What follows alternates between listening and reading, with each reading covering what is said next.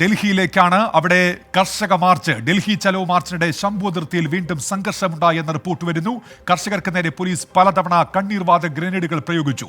പഞ്ചാബ് ഹരിയാന അതിർത്തിയായ ഖനൌരിയിലാണ് യുവ കർഷകൻ കൊല്ലപ്പെട്ടത്. കണ്ണീർവാതക ഷെല്ല് തലയിൽ വീണാണ് കർഷകൻ മരിച്ചത് എന്നാണ് കർഷകർ പറയുന്നത്. പ്രതിഷേധങ്ങൾ തുടരുന്നതിനിടെ കേന്ദ്ര സർക്കാർ കർഷകരെ വീണ്ടും ചർച്ചയ്ക്ക് വിളിച്ചിട്ടുണ്ട്. നിതിൻ അംബുജൻ തയ്യാറാക്കിയ റിപ്പോർട്ടിലേക്കാണ് ആദ്യം. Come on, come. Yes. Boss.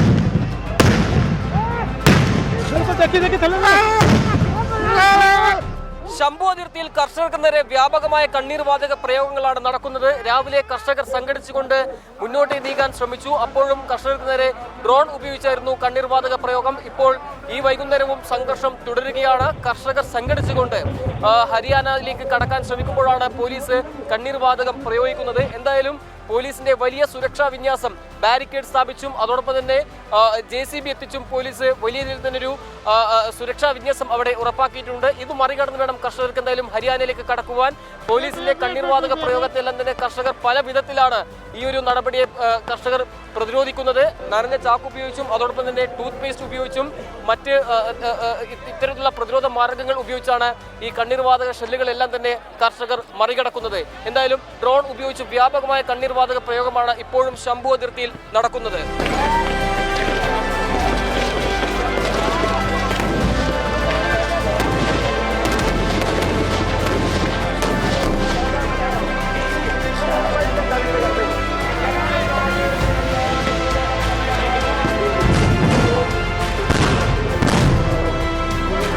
പോലീസിന്റെ വ്യാപകമായ കണ്ണീർവാതക ഷെല്ലുകളെല്ലാം തന്നെ പലതരത്തിലാണ് കർഷകർ പ്രതിരോധിക്കുന്നത്. ഇപ്പോൾ പടക്കം പൊട്ടിച്ചും അതോടൊപ്പം തന്നെ മറ്റ് പല മാർഗങ്ങൾ സ്വീകരിച്ചുമാണ് കർഷകർ എന്തായാലും ഈ ഡ്രോൺ വഴിയുള്ള കണ്ണീർവാതക ഷെല്ലുകളെ പ്രതിരോധിക്കാൻ ശ്രമിക്കുന്നത്.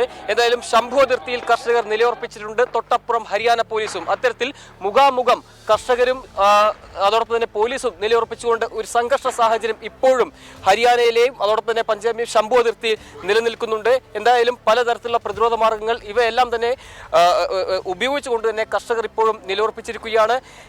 രാവിലെ 11 മണിക്ക് കർഷകർ ഡൽഹിയിലേക്ക് നീങ്ങുമെന്ന് പ്രഖ്യാപിച്ച ഘട്ടത്തിൽ തന്നെയാണ് കണ്ണീർവാതക ഷെല്ലുകളുടെ പ്രയോഗമുണ്ടായത്. അതിനുശേഷം കർഷകർ നിലയുറപ്പിച്ചു. പിന്നീട് കണ്ണീർവാതക ഷെല്ലുകൾ ഉപയോഗിക്കുന്നതോറും പിന്നീട് കർഷകർ പിറകോട്ടേക്ക് പോകുന്നുണ്ട്. അതിനുശേഷം വീണ്ടും മുന്നോട്ട് ഹരിയാന അതിർത്തിയോട് ചേർന്നുകൊണ്ട് അവിടെ നിലയുറപ്പിക്കുകയാണ്. എന്തായാലും ശക്തമായ രീതിയിൽ തന്നെ കണ്ണീർവാതക പ്രയോഗം നടക്കുന്നു. അതിനെല്ലാം മറികടന്ന് ഡൽഹിയിലേക്ക് പോകുമെന്ന പ്രഖ്യാപനം തന്നെയാണ് കർഷകർ നടത്തിയിരിക്കുന്നത്. ശംഭു അതിർത്തിയിൽ നിന്ന് സന്ദീപ് മാലിക്കിനൊപ്പം നിതിൻ അംബുജൻ, 24. അങ്ങനെ കർഷക സമരം അത് ഡൽഹിയിലേക്ക് എത്തുന്നു. ഒരു വശത്ത് അനുനയ ഭാഷ ഉപയോഗിക്കുമ്പോൾ തന്നെ മറുവശത്ത് കർഷക പ്രതിഷേധങ്ങളെ ബലപ്രയോഗത്തിലൂടെ അടിച്ചമർത്താൻ ശ്രമിക്കുകയാണ് കേന്ദ്ര സർക്കാർ. കണ്ണീർവാതകവും മുള്ളിവേലികളുമായി കർഷക സമരത്തെ നേരിടാനുള്ള ഒരുക്കങ്ങളാണ് നടക്കുന്നത്. പൊതുജനങ്ങളുടെ പ്രതികരണങ്ങളിലേക്ക്. സാധാരണ മന്ത്രിമാരുടെ ചർച്ച കൊണ്ട് യാതൊരു പ്രയോജനവും ഇന്നാട്ടിൽ കാണുന്നില്ല, കണ്ടുവരുന്നതുമില്ല. അത് മാത്രമല്ല, അതിന് യാതൊരു പ്രയോജനവുമില്ല. അടിയന്തരമായി വേണ്ടുന്നത് നിയമനിർമ്മാണം തന്നെയാണ്. കാരണം ഇത് എത്ര കാലം ഇങ്ങനെ ഈ ഒരു മരണം കണ്ടുകൊണ്ട് നമുക്ക് ജീവിക്കുവാൻ പറ്റും? അവിടുത്തെ ജനങ്ങൾ ഒരുപാട് കഷ്ടത്തിലാണ്, ബുദ്ധിമുട്ടിലാണ്. അല്ലാതെ ഇവരിരുന്ന് കുറേ വട്ടമേശ നമ്മൾ നടത്തിക്കൊണ്ടൊന്നും എവിടെ എത്തൂല.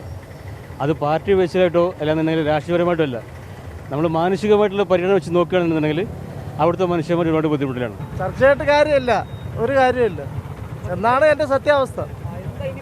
ഇനി പരിഹാരം എന്ന് വെച്ചാൽ വന്യജീവികൾ തന്നെ വിചാരിക്കണം അത് ഗുണമെങ്കിൽ.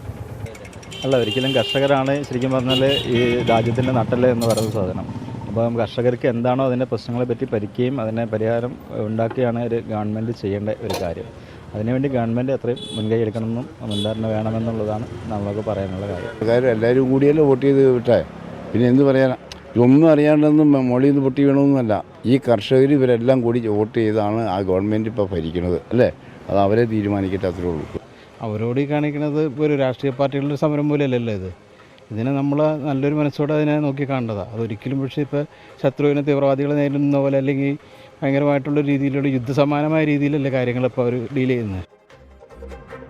അപ്പോൾ അങ്ങനെ കർഷകർ ഡൽഹിയിലേക്ക് നീങ്ങുന്നു. കേന്ദ്ര സർക്കാർ ചർച്ചയ്ക്ക് വിളിച്ചിട്ടുണ്ട്. എന്ത് തീരുമാനം ഉണ്ടാകും എന്നുള്ളത് അറിയേണ്ടതുണ്ട്. ഒട്ടേറെ പ്രേക്ഷകർ ഇപ്പോൾ മറ്റൊരു സമരം സംബന്ധിച്ച് ചൂണ്ടിക്കാണിക്കുന്നുണ്ട്. ഡൽഹിയിൽ മാത്രമല്ല സമരം, സെക്രട്ടേറിയറ്റ് മുന്നിൽ CPO റാങ്ക് ലിസ്റ്റ് ഹോൾഡേഴ്സ് സമരം നടത്തുന്നു. അക്കാര്യങ്ങൾ കൂടി റിപ്പോർട്ട് ചെയ്യണമെന്ന് പറയുന്നുണ്ട്. പല ഘട്ടങ്ങളിലായി പല സമയത്തൊക്കെ നമ്മൾ അക്കാര്യം അധികൃതരുടെ ശ്രദ്ധയിലേക്ക് കൊണ്ടുവന്നിട്ടുണ്ട്. അവിടെ ഇപ്പോൾ രാപകൽ സമരം നടക്കുന്നു സെക്രട്ടറിന് മുന്നിൽ എന്ന് ജോവിൻ മാത്യു അറിയിക്കുന്നുണ്ട്. ഈ വിഷയത്തിൽ പരിഹാരമുണ്ടാകണം. സേവ് CPO റാങ്ക് ലിസ്റ്റ് എന്ന് ക്യാമ്പയിൻ സ്വഭാവത്തിൽ ഇപ്പോൾ ഒട്ടേറെ ഉദ്യോഗാർത്ഥികളുടെ കമന്റുകൾ നമ്മുടെ കമന്റ് ബോക്സിൽ നിറയുന്നുണ്ട്. ഈ വിഷയം നമ്മൾ നേരത്തെയും ചൂണ്ടിക്കാണിച്ചതാണ്. അവരുടെ സമരം ഇപ്പോഴും തുടരുന്നു. ഈ വിഷയത്തിൽ അടിയന്തര പരിഹാരമുണ്ടാകണമെന്ന് ആവശ്യപ്പെട്ടുകൊണ്ടാണ് CPO റാങ്ക് ലിസ്റ്റ് ഹോൾഡേഴ്സിന്റെ സമരം സെക്രട്ടേറിയറ്റിന് മുന്നിൽ നടക്കുന്നത്.